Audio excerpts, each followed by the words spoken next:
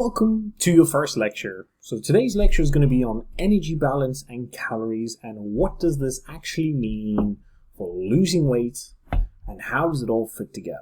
So let's get started. So today's takeaways is going to be: what is energy balance? What is a diet? What are calories? What happens to these calories? How do I calculate my calories? And what is an activity factor? So let's get started. So, what is energy balance? Except for that nice looking meal on the side. Energy balance is the difference between your energy input, or the number of calories that you put into your body, and your energy output, or the number of calories you burn each day. And that's the simplest way of looking at it, which is the amount of calories you burn each day. As long as that number is what you put into the body equals the same amount that you burn, your body weight stays the same.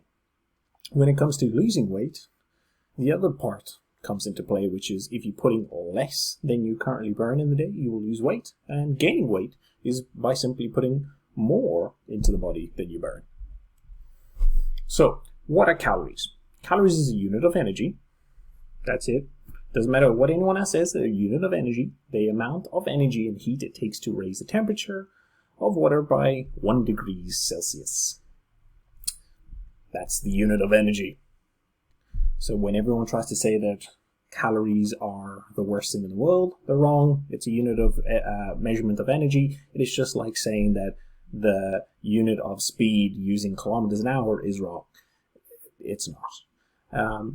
When it comes to calories, all foods contain calories. Water does not. Your Diet Cokes, any diet drinks in general have calories. The only difference is they're lower calorie, but they still have calories. So, what happens to these calories? Your body converts the energy it gets from food so you can use. Think of it as a locomotion. The ability for me to move my hands while I'm talking. I know it can be a bit distracting, but that comes from the fact that I'm converting energy from food. So I've put food into my body, digested it. When it goes through the system and the body breaks everything down, it breaks it into energy that I can then use. This energy drives body processes, which allows me to move, and different calories do different things. As much as you would like to argue a calorie is a calorie, they all behave differently. I.e., carbs are the main source of energy for the body. Well, fats are not. They are a calorie, but they do different things. And when we look at food as a source of energy, it's more of a way you provide your body life. And that's the way you want to look at things. It's more as in the sense of, we always look at calories of, be all and end all, which they are. But look at food as a way to sustain living, and things start to change in the way you kind of look and perceive food. So when it comes to dieting, we need to first define what is a diet. So the first one is a diet, otherwise known as a calorie deficit, means that you are in a negative energy balance for your body. So that means that if you're burning more calories within the day, thanks to walking or just doing your daily activities, and you're eating less than that number, you're going to be losing weight. So as you can see there, simply put, you are expending more calories than you can't really take in.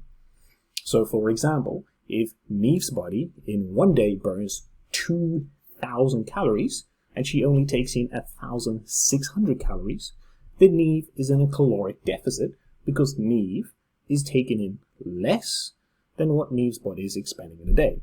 I.e. that the body wants to burn 200 calories, but she's only given it 1,600, so therefore she's in a 400 calorie deficit.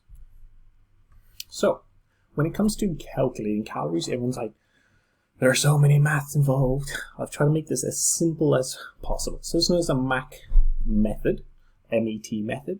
Basically stands for metabolic equivalence. It's used from lab testing, where we actually hook them up to a machine, we test their nitrogen balance, we test all these other crazy things that you don't really need to know.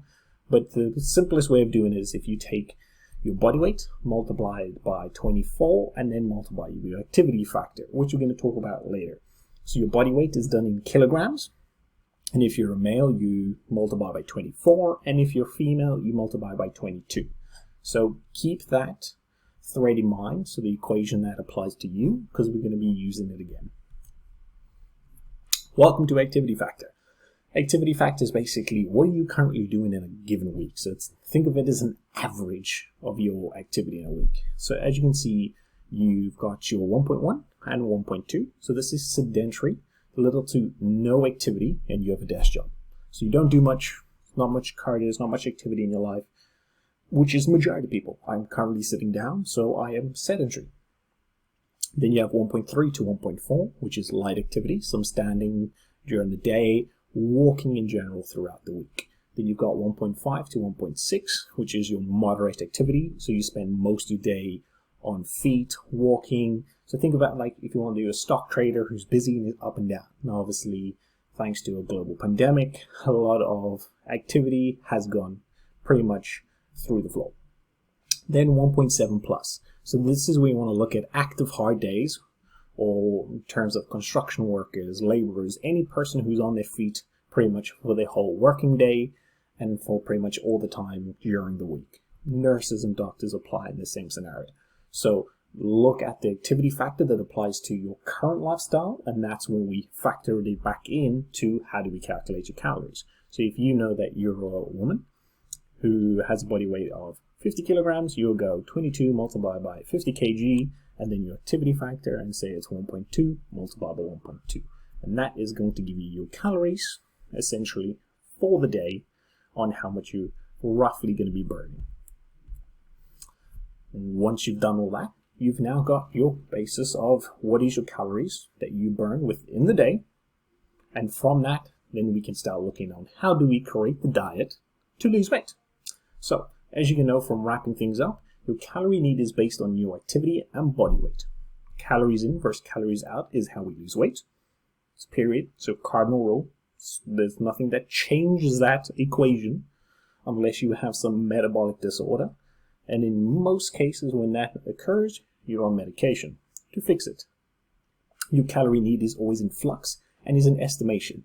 And that's how it is. Some days you're going to naturally burn more calories. Other days you're not going to burn as much calories. That's just the nature of how the body works. And there is more to the equation than just calories. Calories do matter, but so do vitamins, minerals, so does sleep, and so do the very food that you take in. So understand that what we've gone through here is showing you that energy matters, the calories do matter, and we've given you the basis of how to calculate the average amount of calories your body burns to keep you at the same weight. Hope you enjoyed the lecture, and I'll see you in the next one.